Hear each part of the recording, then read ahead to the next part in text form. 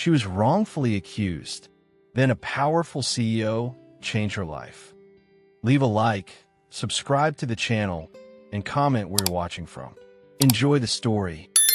Rain poured relentlessly over the concrete sidewalks of the northern Bronx, tracing crooked lines across the shuttered shop windows and dented car doors along the street.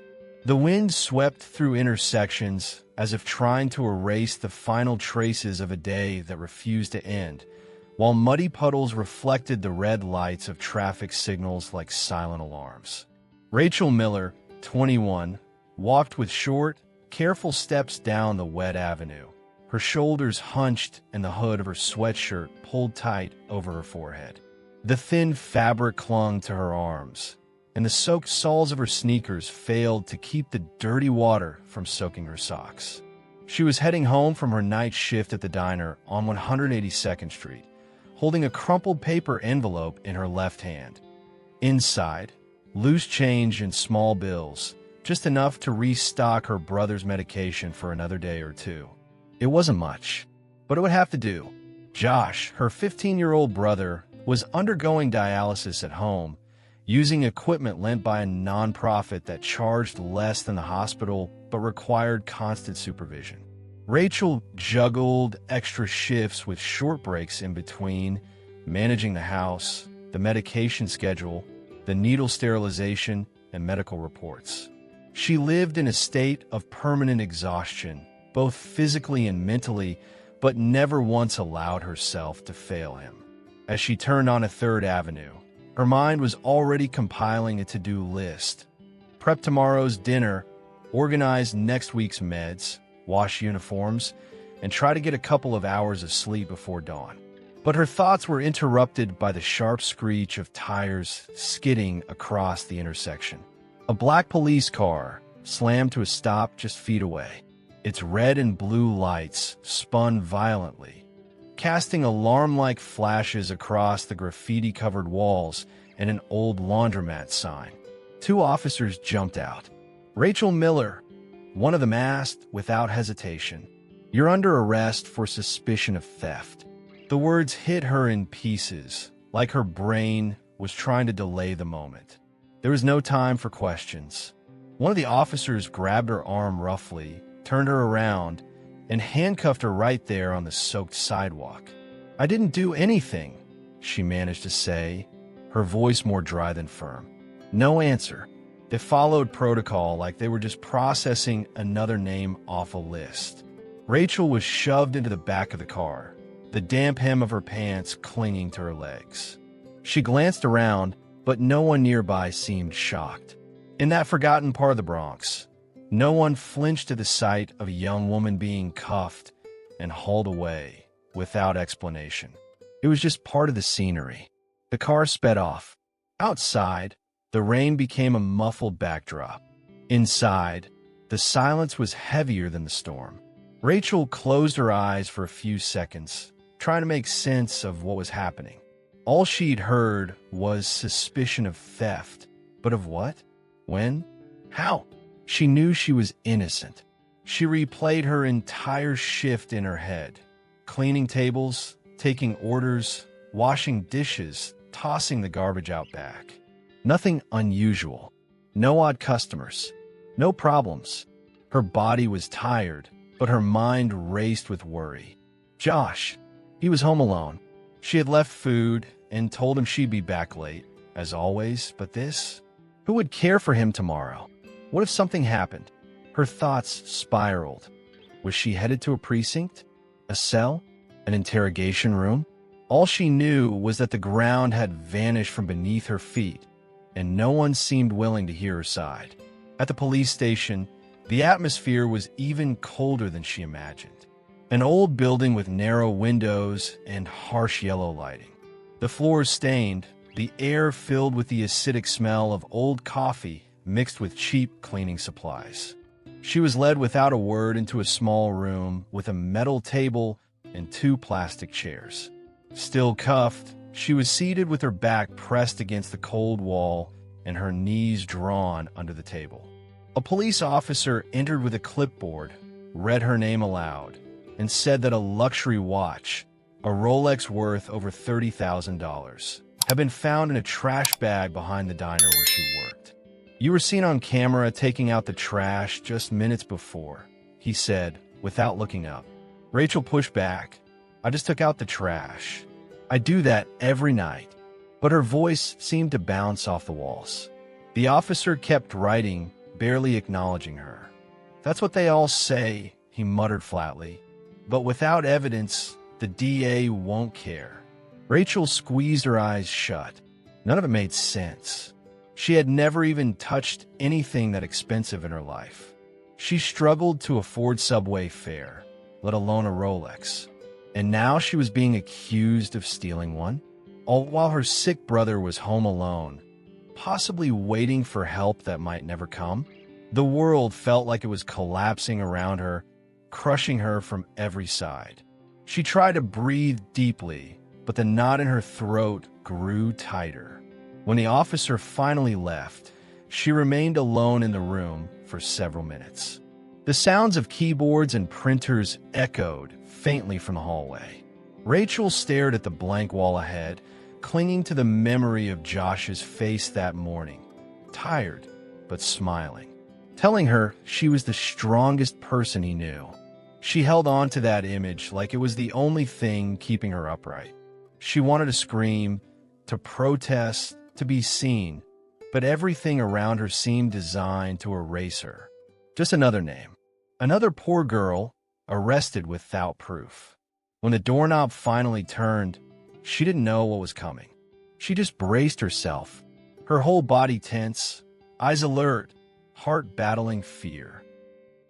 The doorknob turned, and the same officer returned, carrying the same worn folder under his arm, his eyes avoiding contact. He sat down without a word, opened the folder, and scanned the pages like he was just checking that everything was still in place. Rachel watched him silently, her body still tense, trying to figure out whether this meant anything had changed or if it was just another step in the waiting game. He scribbled something quickly, motioned with his thumb, and pushed one of the forms to the side. "The internal paperwork's being finalized. You'll stay here until the documentation is processed." The words weren't threatening, but they carried no empathy either. Just another instruction from someone who'd seen this same situation more times than he could count. Rachel didn't respond. She just straightened her back and tried to control her breathing. The light above her head felt even harsher now, and the stiffness of the plastic chair made her back ache. The cold from the air conditioner mixed with the dampness still clinging to her clothes, sending shivers down her skin. Her thoughts tumbled between disbelief and anxiety. She knew she hadn't done anything. But in a place like this, that didn't seem to count for much. Her mind kept circling back to home. Was Josh asleep? Did he have enough food? Had he already noticed something was wrong? That was the only point of stability she could hold on to, the only part of reality that still made sense. The officer stood up without another word, shut the folder loudly, and left the room, letting the door hang open for a few seconds before it clicked shut again. Rachel stayed there, motionless, trying to hold down the anxiety that kept rising in her chest. Her eyes swept the room again, the peeling paint in the corner, the scratched metal table, the plastic chair that tugged at the fabric of her sweatshirt. Everything about the room seemed designed to make people feel small. It was the kind of place where explanations didn't matter, where your zip code and your lack of influence determined how you were treated. No reassurance, no second guessing, just a system that worked best when no one asked too many questions. The door opened again minutes later, and the man who entered didn't belong in that setting. Dark suit, sharp posture, eyes steady and focused. He walked in calmly, not rushed, not out of place. He sat across from Rachel and rested his arms on the table before saying anything. Behind him stood a younger officer holding a clear plastic evidence bag. Inside was a gold wristwatch with a dark face. The officer placed it on the table between them. The man spoke. "Rachel Miller. I'm Ethan Callahan." His voice was firm but not harsh. Rachel looked at his face for a moment, unsure why someone like him was standing in front of her. Ethan motioned toward the watch. That belongs to Helena Bancroft. She came by the restaurant today and filed a report saying she lost it. A few hours later, an anonymous tip linked me to the incident. Rachel narrowed her eyes. And how does that become my problem? Ethan answered calmly. You were seen on camera taking out the trash just before the watch was found. That call mentioned me, and that was enough for someone to turn you into the centerpiece of a quick accusation. Rachel kept her eyes locked on his. I just did my job. I took out the trash, and now I'm sitting here like I planned the whole thing. Ethan nodded slightly, because that's exactly what they needed. A weak link, an easy target. The officer in the back confirmed that she'd be released as soon as the paperwork was finished. Ethan then pulled a business card from his blazer and placed it on the table. When I saw your name, I asked them to run your background. No priors. You work every day. You take care of someone at home. I realized you'd been used. That's why I'm here. Rachel frowned. You came all the way down here just to tell me that? Ethan laced his fingers together. No, I came because I can offer you a way out. Not charity, a proposal. But I'm not discussing details right now. I want you to think it through. If you're curious, call me tomorrow. Rachel picked up the card and read the printed name and number. She still didn't understand where any of this was going, but the steady tone in his voice made it clear there was more. Ethan stood. You'll go home tonight. Tomorrow, you decide if you want to hear the rest. Rachel kept the card in her hand. She didn't say yes or no. He looked at her for a moment longer, as if he already knew the answer, and then left with the same composure he'd arrived with. Once the release was finalized, Rachel walked through the station halls without being stopped. Outside, a car was waiting. Miss Miller, I'll take you home. The driver nodded when she got in, still a little dazed, and they drove in silence all the way back to the Bronx. In the back seat, still wearing damp clothes and completely drained, Rachel kept her eyes on the window. The card was still in her hand. She had no idea what that man really wanted or why she had been dragged into something that clearly didn't belong to her. The car took the wider avenues at first, then turned down the narrower Bronx streets until it stopped in front of her building. She got out slowly, thanked the driver with a small nod, and climbed the steps with the sweatshirt still clinging to her back and the card tucked safely in her pocket. Inside, the kitchen light was on and the TV was playing quietly in the background. Josh was asleep on the couch, a blanket over his legs, and his pill bottle resting near his arm. Rachel turned off the TV, adjusted the blanket, and walked to the sink to fill a glass with water. Her hands were still trembling, and her body felt heavier than ever. Leaning against the counter, she took a deep breath and looked at the empty kitchen chair where she usually sat after her shifts. That night, she sat again, but didn't reach for her phone or turn on radio. She just stayed there, listening to the noises from the street, her head spinning and her bare feet resting against the cold floor, trying to figure out what to do next. Rachel woke up shortly after 8, the soft morning light filtering through the cracks in the living room curtains. Josh was still asleep on the couch, tucked in up to his shoulders. She got up quietly, went to the bedroom, grabbed a change of clothes, and headed straight to the bathroom. The warm shower helped shake off the heaviness of the night before, but it didn't erase the tension still clinging to her body. As she got dressed, her thoughts kept circling around the man she'd met at the precinct, and the proposal he'd made, still vague and undefined. The card he had left was on the table next to an empty glass. Rachel ran her fingers over the paper, read the number again, and picked up her phone. She typed slowly. After 3 rings, a firm voice answered. Rachel Miller? She confirmed. Can we talk today? Ethan responded immediately. I'll send a car in 30 minutes. The car arrived earlier than expected. A black sedan with tinted windows. The driver greeted her by name and opened the back door. Rachel got in without a word, her light jacket draped over her arms and a small backpack resting on her lap. She hadn't been told where they were going, just that she had agreed to listen. During the ride, she recognized parts of Manhattan.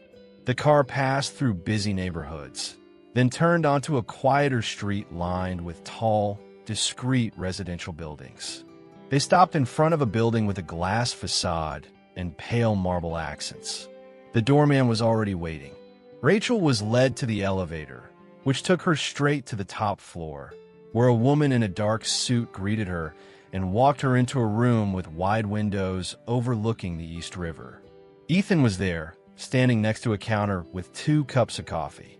He gestured toward the armchair across from the desk and waited for her to sit. Then he sat down too. There was no formality, just the quiet anticipation of someone who knew there was a lot to explain. "Are you okay?" he asked first. Rachel nodded with a brief motion. "I just want to understand what exactly you want from me." Ethan leaned forward slightly, resting his forearms on his knees. "My company is going through a merger with a Canadian group. It's a complex deal with both financial and political interests. Some people want to fall apart. Helena Bancroft is one of them. Her name doesn't appear anywhere official, but she still has influence over a former partner of mine who recently lost power. They tried to use you to get to me." Rachel cut in. "And now you want to use that to your advantage." Ethan didn't flinch at her tone. "I want to give you a chance to turn it around. The same exposure they used to spark suspicion against me can be flipped if the narrative is managed. If you agree to pretend to be my girlfriend for 1 month, attend events by my side, and present a front that neutralizes their attacks, I'll cover your brother's medical expenses, provide a fixed payment for your time, and guarantee legal support to clear your name. Everything will be in writing. No hidden terms. No personal obligations beyond what's agreed." Rachel frowned, crossed her arms, and kept her eyes steady. "And what if I want to walk away halfway through?" Ethan didn't hesitate. "You can walk away anytime. Just give me notice. I'm not trying to buy anyone. It's a partnership. Temporary. Transparent." Rachel stood, walked to the window, and stared out at the city. The cold breeze hit the glass, and the distant hum of traffic echoed faintly. She stayed there for a few seconds before turning back. "You want me to dress like someone I'm not, smile in places I wasn't invited, and represent an image I don't understand, all to protect yours?" Ethan replied without defensiveness. "It's not just about image. It's about controlling the story. And yes, you'll have to adapt. But I'm not asking you to pretend to be something you're not. I want you there. I want you to take up space. And in return, I'm giving you room to build something new." Rachel sat back down, eyes still locked on his. "If I agree, who takes care of my brother while I'm at these events?" Ethan already had an answer. "I have a trusted medical team.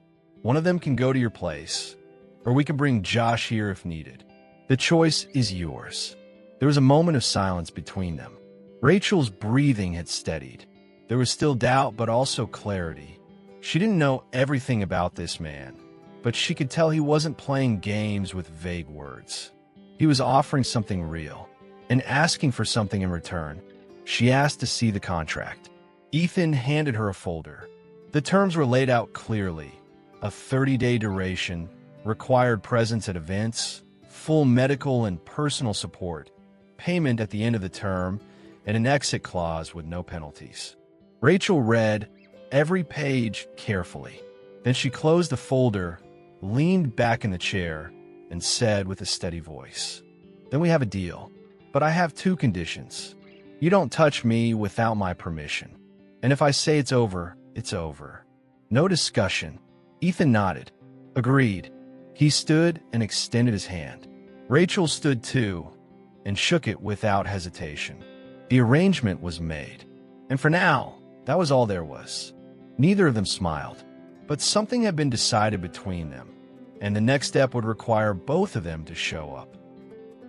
The next morning, Rachel woke earlier than usual, despite having barely slept. She had signed the contract the afternoon before and received basic instructions from Ethan at the office before heading home. Her first public appearance was scheduled for that evening, a corporate cocktail event in Midtown, bringing together representatives from the Canadian group and local investors. It would be the first test. Ethan had made it clear that everything there would be watched, not by him, but by others. People trained to pick up on subtle mistakes, misinterpretations, disconnected gestures. Rachel knew it wasn't enough just to show up. She'd have to hold her presence as if it belonged. She had breakfast in the kitchen while Josh was still asleep, wrote down the medication schedule on a sheet of paper taped to the fridge, and left the nurse's number in case anything came up. Only then did she head to her room to start getting ready. At 3 o'clock, the driver Ethan had sent pulled up to her building with specific instructions. Rachel was taken to a discreet studio in the Upper West Side. The entrance was unassuming, but inside, it was another world. Luxurious fabrics, dresses draped on wooden mannequins, shoes perfectly lined on low shelves, lighting designed not to distort colors. A young assistant holding a tablet greeted her by name. Mr. Callahan requested 3 dress options and accessories tailored to the tone of tonight's event. Rachel nodded, not entirely sure what that even meant. She was guided to a fitting room and, soon after, stood in front of the mirror wearing a floor-length navy dress made of matte fabric. It fit close to the body, with a modest neckline and delicate straps. Comfortable heels, her hair pinned back softly, and subtle makeup. She barely recognized herself in the reflection. The assistant adjusted the final details. "He's waiting for you in the lobby." In the hotel lobby where the event was taking place, Ethan was standing near the entrance in a dark suit and a light gray shirt, no tie. He looked at her without exaggeration, just a small nod of acknowledgement that she looked right. "We're going in together. I'll lead. You observe. If anyone approaches you directly, respond confidently. Don't make things up. Just stay calm." Rachel took a deep breath, adjusted the strap on her purse, and nodded. They walked into the main hall side by side. Warm lighting, champagne in tall glasses, background music, and hushed conversations filled the room. There were familiar faces from news coverage and others she'd never seen, but everyone seemed to know each other.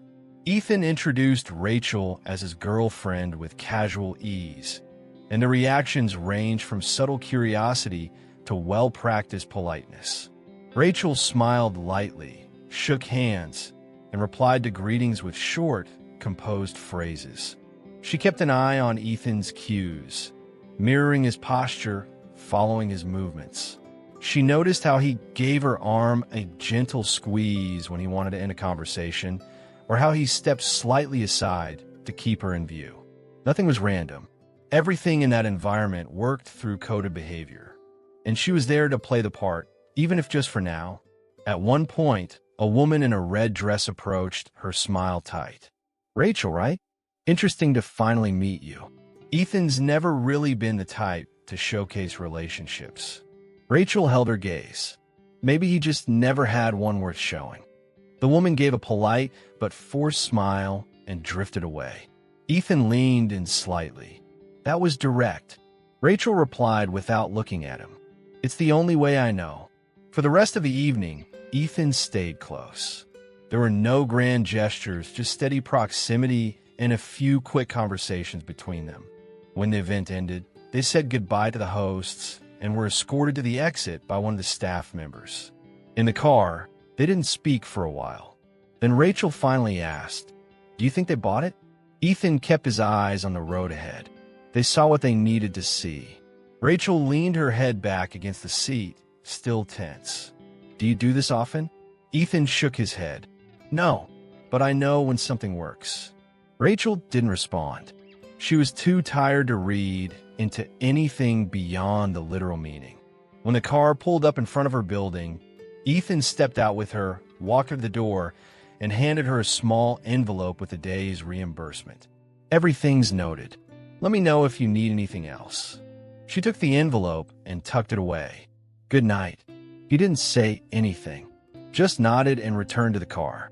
Rachel stepped into the building, still wearing her heels. Josh was already in bed. The nurse had left a simple note confirming that he had eaten and taken his medication. Rachel sat at the edge of her own bed, took off her shoes, let her hair down, and breathed slowly. The dress still clung to her skin, like a reminder of what she'd just experienced. She didn't feel like she belonged in Ethan's world, but she didn't feel as far removed from it as she had expected, either. She was somewhere in between, balancing carefully between two realities. And for now, that was enough. The next morning started slowly.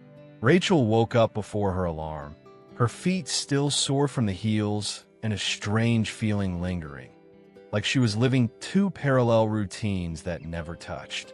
She made coffee, organized Josh's medication bottles, and checked the note left by the nurse the night before. Everything at home was under control, at least for now. She put on simple clothes, tied her hair into a loose bun, and sat on the couch with Ethan's envelope still sealed. She opened it carefully. Inside was the agreed payment for her first appearance, handwritten on a folded note, along with a smaller card bearing the contact info for someone named Denise, who was in charge of her weekly schedule. Nothing suggested urgency or pressure, but the agreement was in motion now, and she knew the next few days would bring more than just formal events. That afternoon, Rachel was taken to a second engagement, less formal but no less strategic. A private lunch with two veteran board members from Callahan Holdings, held at a discreet restaurant in Tribeca. Ethan was waiting outside, in the same dark suit, a leather folder tucked under his arm. As soon as she stepped out of the car, he approached with a tone more direct than usual. "Today isn't about charm. I just need you to sit next to me and listen. I'll handle the rest." Rachel gave a small nod. The restaurant was quiet, filled with natural light and well-spaced tables. The two men were already seated. Greetings were brief, menus untouched. The conversation launched straight into numbers, projections, market trends. Rachel kept her focus on their expressions, the pauses, the subtext between lines. It was a chess game masked as courtesy. Midway through the lunch, one of the board members brought up recent rumors surrounding Ethan's public image and looked straight at Rachel. "Is her presence meant to help reposition your reputation?" Ethan answered with the same composure he used at formal events. "She's part of my life right now. If that changes how people perceive me, that's a side effect." Rachel kept her eyes fixed on the water glass in front of her. The line hadn't been rehearsed, but it landed perfectly. The other man added that the board was still assessing the impact of recent exposure, but acknowledged that the narrative had shifted since Rachel began appearing alongside Ethan. When they said their goodbyes, the words were polite, but every sentence carried an undertone of calculation. Back in the car, Rachel let out a long breath. "Is it always like that?" Ethan looked out the window. "No, that only happens when someone's still worth convincing." They didn't return to the office that day. Ethan dropped her off at home before late afternoon and mentioned that Denise would send the schedule for the rest of the week by the next day. Rachel climbed the steps with her head full. When she opened the door, she found Josh playing on his phone, eating cereal straight from the box. The nurse left lunch in the fridge. "But this was easier," he mumbled without looking up. Rachel ruffled his hair and headed to the kitchen. Moments like that reminded her of who she was outside of appearances and contracts. That part was still real. She made a simple snack, and the two of them ate together in the living room, sharing laughs and minor complaints about the slow Wi-Fi. For a few minutes, she managed to disconnect from the outside world, from the cameras, the polished lines, and the invisible contracts holding everything together. That night, lying in bed with the bedside lamp still on, Rachel checked her phone and saw a message from Denise. 2 appointments for the week, an informal dinner with foreign investors, and a controlled interview for a business magazine. It wouldn't go mainstream, but it would land in the right columns. Rachel stared at the screen for a while. Then she turned off the light and rolled onto her side, her mind drifting between images from the restaurant, the words of the board members, and the way Ethan had measured his responses around them. There was no improvising. Everything about him was precision. But with her, something was beginning to slip through those calculated lines. Maybe not a feeling, maybe just care, or maybe just the recognition that she had managed to hold her ground, without flinching, without failing. The deal was still intact, and for now, so was she. That week's dinner took place in a private lounge on the upper floor of one of Park Avenue's most traditional hotels. Rachel arrived with Ethan shortly before 8, wearing an ivory dress with a clean cut and low heels, chosen under the guidance of the image consultant he had hired. The atmosphere was formal, but not cold. Tables were already set, decorated with understated flowers and neatly folded napkins on white porcelain. The low hum of conversation filled the room even before the first toast. The guest list included American and international executives tied to the investment and logistics sectors, some of them directly involved in the merger Ethan had been handling with precision. But unlike the previous events, Rachel sensed something different the moment they entered the room. She wasn't the only woman there. 3 of the most influential men that evening had brought their wives. They were well dressed, but nothing flashy. One was speaking fluent French with a guest next to her. Another was exchanging frequent smiles with her husband while holding a glass of wine. The third, younger, stayed observant and close to her husband without forcing charm. Ethan leaned in slightly and said near Rachel's ear, "Tonight, you're not the exception. Watch how they carry themselves." And he was right. The presence of women in that type of setting was more common than Rachel had assumed, but only within an unspoken limit. These women knew when to enter a conversation, when to step back, and how to present a sense of calm strength beside men negotiating 7-figure deals with the same ease they picked a dessert. Rachel adapted quickly. She stayed close to Ethan, listening carefully to the tone of voices, the timing of glances, the rhythm of exchanges. When introduced to one of the wives, a woman named Natalie, Rachel responded naturally. Throughout the evening, she met a few of the executives' wives. Conversations drifted toward travel, home renovations, and switching schools for the kids. Rachel kept a polite smile, nodding occasionally, careful not to offer more than what was needed. She listened more than she spoke, paying attention to long pauses that hinted at insecurity or quiet bragging. When addressed directly, she answered with neutral phrases and gently redirected the topic. This wasn't the time or place to express what she really thought. Her goal was to appear just right, enough that no one would feel the need to look closer later. Ethan, for his part, seemed comfortable having her there. He introduced her a few times over the course of the night. Nothing overdone, just matter of fact. "Rachel," he said simply, "she's with me." That short phrase was enough. For those men and women, it meant exactly what it needed to. As dinner progressed, Rachel noticed that the more traditional executives appeared less tense with their wives present. Their voices softened. Conversations moved at a calmer pace. It was as if having women nearby set an emotional boundary in that world of constant leverage and control. And Rachel was learning to move within it with more ease than she had expected. At the end of the night, as they descended in the hotel's private elevator, Ethan loosened his tie and said quietly, "This was the first event where no one tried to directly question you." Rachel crossed her arms. Maybe because now it doesn't look like strategy anymore. Just a functional relationship between adults. He gave a half smile. That's how you win in this circle. When they stop watching you and start including you. Rachel didn't answer, but she knew something had shifted. Her presence was no longer a question mark. It had become part of the backdrop, a detail that didn't need explaining anymore. When they reached the car, Ethan opened the door for her, and without exchanging a word, they both knew they had passed another test. On the ride home, Rachel received a message from Denise with the details of the upcoming interview.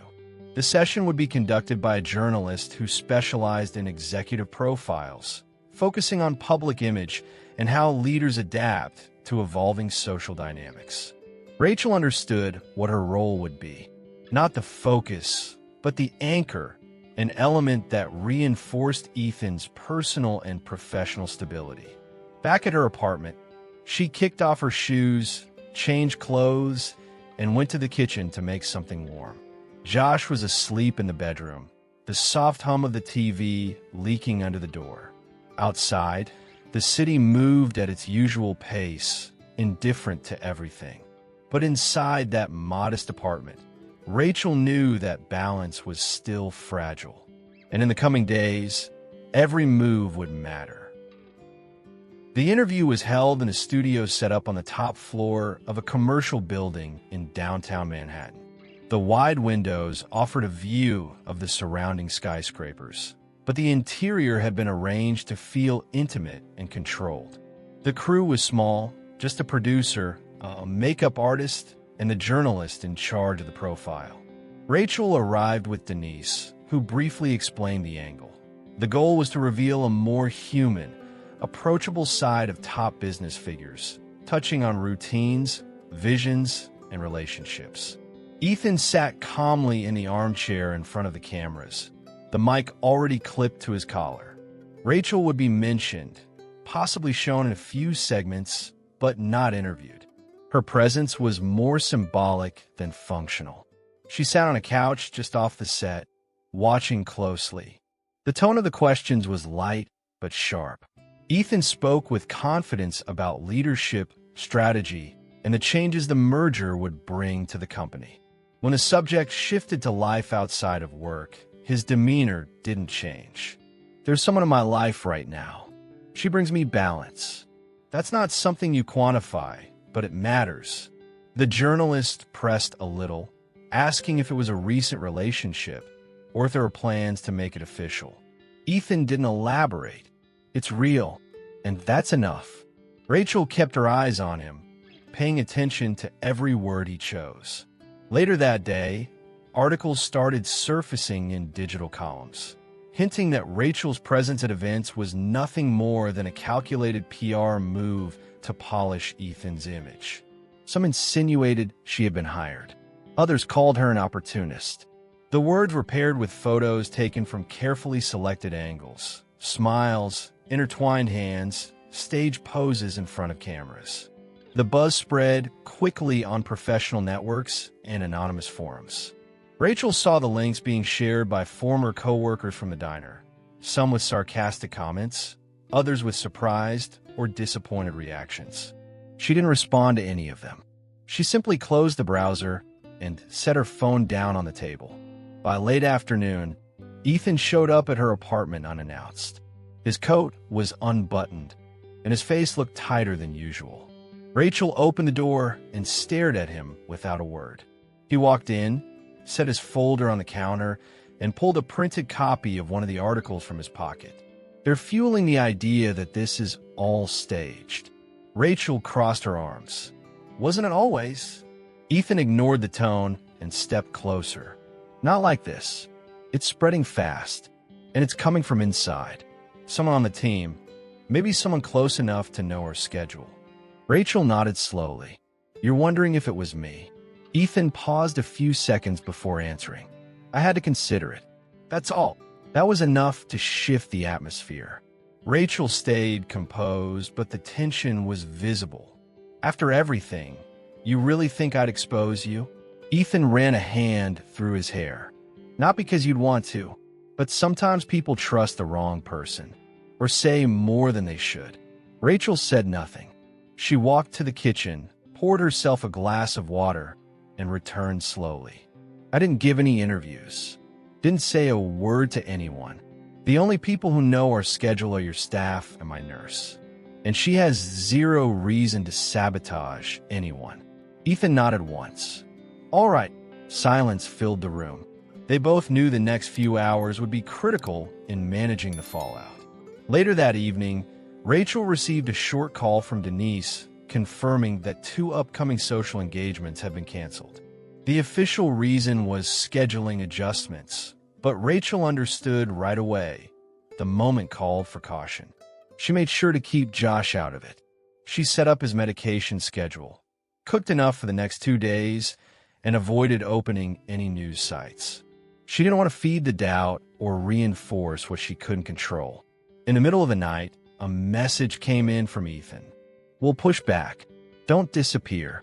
She read it, locked her screen, and left the phone face down on the nightstand. The next morning, she woke up to find a note slipped under the door. Folded paper, no signature. Inside was a cutout from one of the harsher columns, and below it a single handwritten line. You're destroying everything he built. Leave while you still can. Rachel folded the paper neatly, placed it in the dresser drawer, and walked to the kitchen. She brewed coffee in silence. It wasn't surprising. It was just confirmation that the space she had started to occupy was making people uncomfortable. More than necessary, and maybe more than Ethan had expected. 2 days after the anonymous letter, Rachel was called to a private event held in a gallery in Chelsea. The wave of rumors had started to die down, thanks to a subtle but effective effort by Ethan's PR team, which reinforced the idea that he preferred to keep his personal life away from the spotlight. The strategy wasn't to deny, it was to step back firmly. And it worked. The headlines slowly disappeared, replaced by neutral coverage. Rachel knew the environment would test her again, but something had shifted since that dinner when Ethan had questioned her. He hadn't apologized, but his demeanor had softened since. He called more often, texted to ask about Josh, and made a point of ensuring she felt free to decline invitations, even though in reality she rarely did. At the gallery, the guest list was small.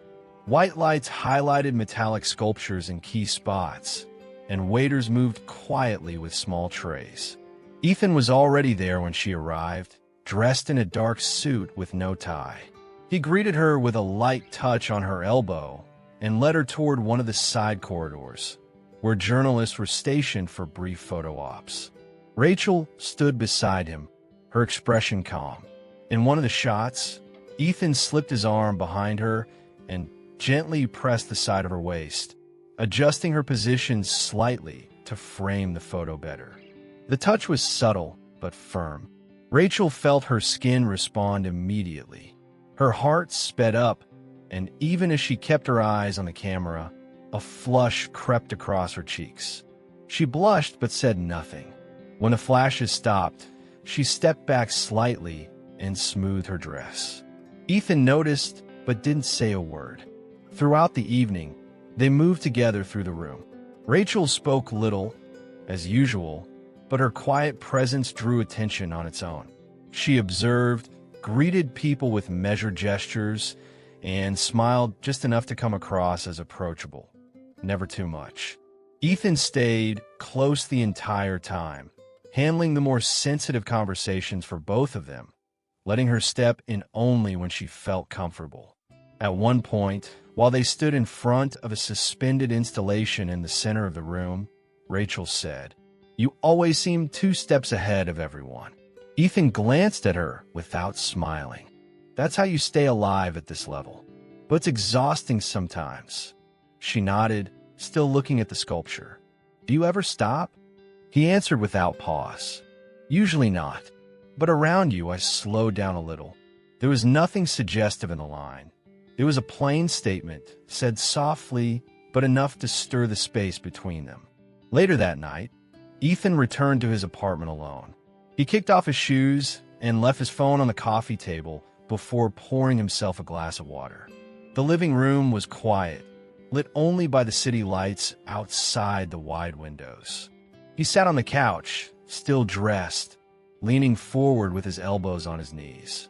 He thought about Rachel's eyes as she looked at the sculptures, the way she averted her gaze when she didn't want to react to a compliment, the way her hands stayed steady in places that couldn't have felt natural to her. He also thought about the quick smile she gave just once when he told her something silly about a last-minute canceled meeting. It wasn't the kind of smile she wore at events. It was natural, unguarded, and in that moment, it had felt more valuable than any shareholder's approval. While Ethan sat thinking, Rachel was already home. Josh was asleep, and the apartment was quiet. She took off her dress carefully, hung it over the back of a chair, and went to the kitchen. She grabbed a yogurt from the fridge and sat at the counter. The image of Ethan's hand on her waist still lingered. The touch itself wasn't new. They'd walked together before, he'd guided her in crowds. But there had been something about that specific moment, in that setting, in that quiet exchange, that had made it feel closer, more tangible. Rachel didn't try to analyze it. She simply finished her snack, washed the spoon, and headed to bed. She lay down beside her charging phone, the soft glow of the nightstand lamp casting light on the wall. As much as this had started as an agreement, and they both knew exactly what it was, there were moments that didn't follow the script anymore. In the days that followed, Rachel moved through the schedule with a confidence that hadn't been there at the beginning of the arrangement. The tension that once weighed on her was slowly replaced by something quieter. She no longer needed instructions on how to dress for each event, recognized key names on guest lists, understood the rhythm of conversations, and sensed exactly when to stay quiet or lean in with a neutral question. But what had really changed wasn't her performance. It was the way Ethan looked at her when he thought no one was watching. There were no public compliments or overt displays of affection, but the care was constant. How he always made sure she stood beside him, never behind. How he still asked about Josh even when his schedule was packed. How he held doors open and walked on the street side of the sidewalk. Small gestures, never part of the contract. That Friday, Rachel accompanied him to a private dinner on a rooftop in Hudson Yards. The evening brought together American and Canadian executives involved in the final stage of the merger. There were no photographers, no press, just 20 guests. Men in suits and a few wives who, like in previous events, were present with understated elegance and quiet authority. Rachel was introduced with ease. No one treated her as a placeholder anymore. She was Ethan's expected companion. During dinner, she sat between Natalie and another woman named Grace. When directly addressed, Rachel answered with brief, thoughtful responses, careful not to leave loose threads that could lead to uncomfortable curiosity. She knew there were invisible boundaries, and she respected every one of them. Between courses, Ethan walked up behind her and gently placed a hand on her back, guiding her to stand. He led her to a quieter corner of the terrace, where the breeze carried in faint sounds from the streets below. They stood side by side for a few moments without speaking. He leaned his arms on the glass railing and let out a slow breath. They're signing everything on Monday. It's basically locked in. Rachel looked at him closely. You look tired. Ethan didn't deny it. I am. But once this is done, I want to do things differently. I don't know how yet. I just know I don't want to keep spinning like this. Rachel didn't reply right away. She just looked at him. She saw what most people in that room never did. Beyond the poised exterior, the man standing next to her was carrying exhaustion in his eyes, and he was beginning to let her see it. They returned to the table shortly after. Ethan poured wine for both of them and, for a moment, rested his hand over hers before reaching for his glass. The gesture went unnoticed by the others, but Rachel felt it, and she didn't pull away. At the end of the night, after saying goodbye to the other guests, Ethan drove her home. Just before stepping out of the car, Rachel slipped off her shoes and held them in her hands. Thanks for tonight. Ethan looked at her calmly. I should be the one thanking you. You make all of this easier." She gave a small nod without speaking, and just before she opened the door, he lightly touched her forearm. "Get some rest. Monday starts a new phase." Rachel walked into the building and made her way up to the apartment. Josh was already asleep. She went straight to the bedroom, sat on the edge of the bed still in her dress, and stayed there for a few minutes, staring at the floor. She could still feel the touch of his hand. Across the city, Ethan arrived at his apartment later than usual. He didn't turn on the TV or take off his watch. He sat on the couch, elbows resting on his knees, his mind replaying Rachel's smiles from earlier that evening. Not the one she gave for show, but the subtle one she let slip when something genuinely amused her or when he shared something a little more personal. He thought about the way she frowned when someone said something hollow at the table, or how she crossed her arms when something bothered her. Ethan had known many polished, articulate, politically flawless women, but few had that quiet, grounded presence Rachel carried even when the environment wasn't her own. And none of them had ever kept him up at night the way she was starting to now. Monday morning started with overcast skies and sluggish traffic, but inside the conference rooms where the contracts were being signed, everything ran smoothly. Ethan spent the day between attorneys, board members, and Canadian representatives. Rachel wasn't part of that stage, as previously agreed. Still, she received a short message early in the afternoon. "It's done. Tonight, I want to celebrate with you." No emojis, no extra details, but it was enough. She spent the rest of the day handling things at home, organizing Josh's meals, and getting ready more calmly than usual. She knew the dinner that night would carry a different kind of weight. It marked the formal close of a process she'd only watched from the sidelines, but that in many ways had also shifted the course of her own life. The dinner took place in a private room atop a high-rise in Midtown Manhattan. The setting was discreet, the view expansive, the guest list limited. When Rachel arrived, Ethan was already there, speaking with two executives in light-colored suits. As soon as he saw her, he paused mid-sentence and walked toward her. He held her hand for a few seconds before leading her into the dining room. They moved in sync. The other guests welcomed them as if she had always been part of it. And in a way, she had. Throughout the night, Ethan stayed close, more than ever. He touched her arm when he spoke, leaned in so only she could hear certain comments, and kept his eyes steady when someone tried to get too familiar.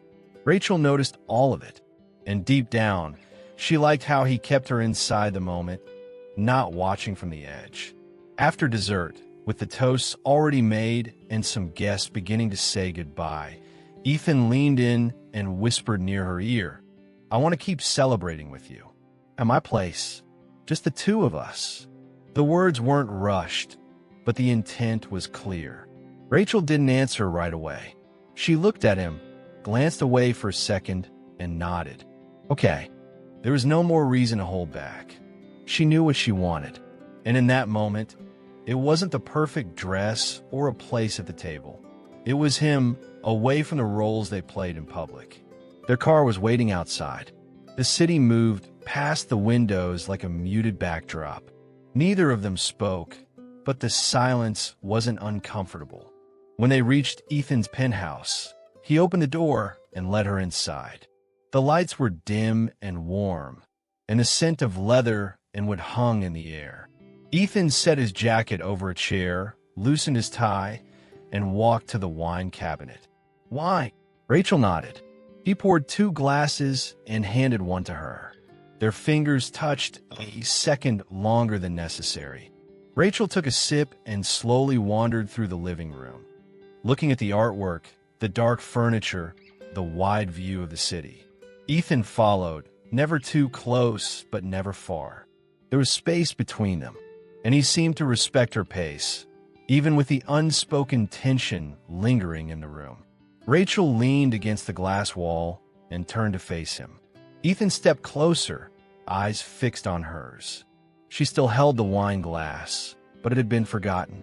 When he stopped in front of her, she could feel his breath mingling with hers.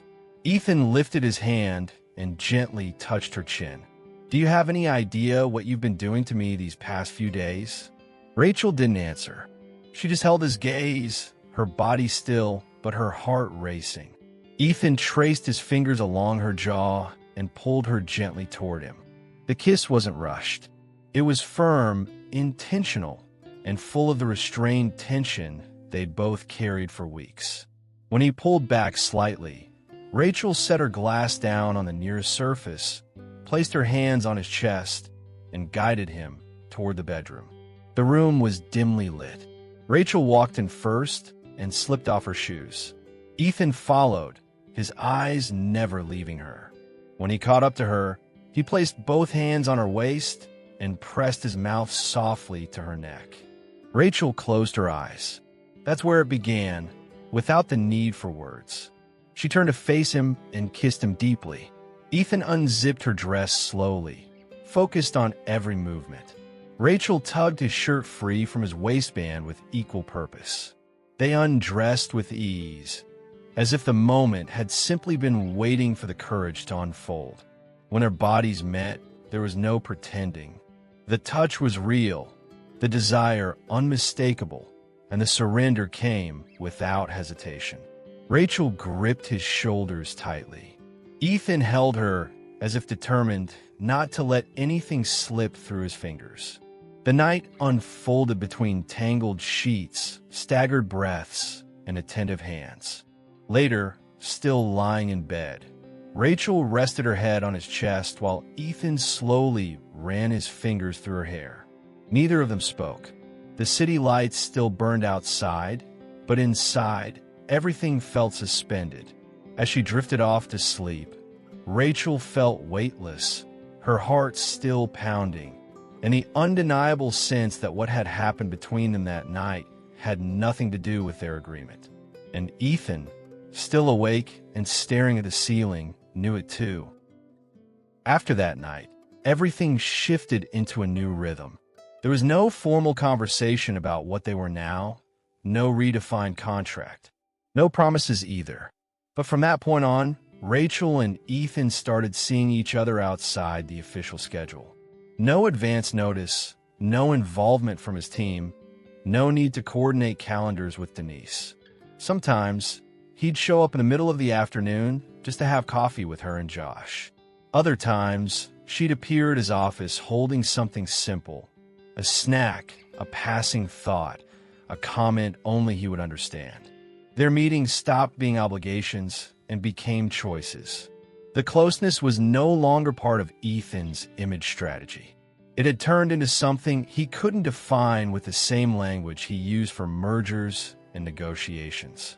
Being with her had become essential, and Rachel knew it, even if he never said it out loud. Over time, the way Josh was cared for changed too. The nurse who had once come occasionally was now permanent, hired by Ethan, who ensured not just the continuity of treatment, but improvements in Josh's meals, transport, and daily support.